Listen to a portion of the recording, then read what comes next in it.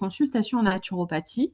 Par contre, ce que je vous recommande vivement, c'est de toujours déclarer votre auto-entreprise et avoir votre assurance professionnelle à minima dès que vous commencez, même si c'est à des amis d'amis que vous commencez à faire des consultations en naturopathie. C'est hyper, hyper, hyper important. Pourquoi? Parce que même si c'est un ami d'amis, imaginons que que vous causez un dommage, que vous ayez fait une erreur, que vous ayez conseillé un complément alimentaire qui soit contre-indiqué avec un traitement qu'il prend, que vous n'ayez pas fait attention ou des choses de ce type-là.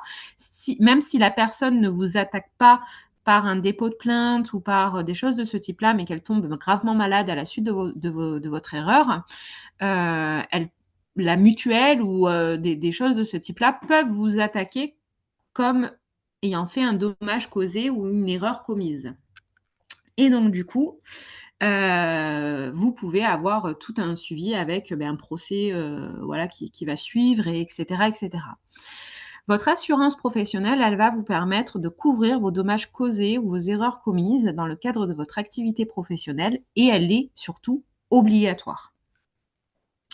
Au niveau des assurances, c'est environ de 10 à 20 € par mois, selon chez qui vous êtes.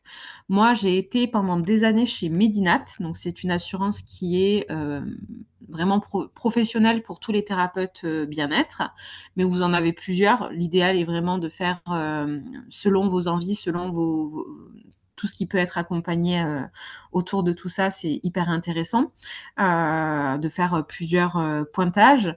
Je vous encourage aussi vivement à ne pas hésiter dans votre assurance professionnelle à ne pas mettre en truc juste les dommages causés, les erreurs commises.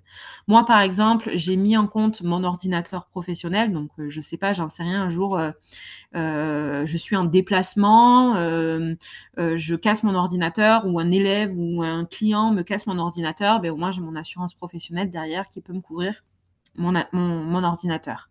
Pareil pour si vous faites beaucoup de déplacements.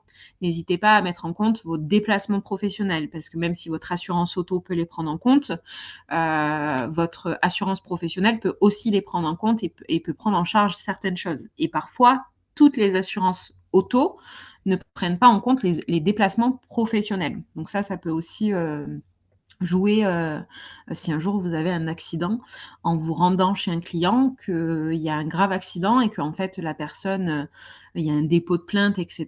et que ça remonte que vous étiez en déplacement professionnel à ce moment-là. Peut-être que votre assurance à titre personnel ne prendra pas en compte cet accident, ni les dommages causés ou le remplacement de votre voiture ou peu importe, parce qu'elle dira, ben nous on prend en compte que les déplacements à titre personnel et pas les déplacements à titre professionnel.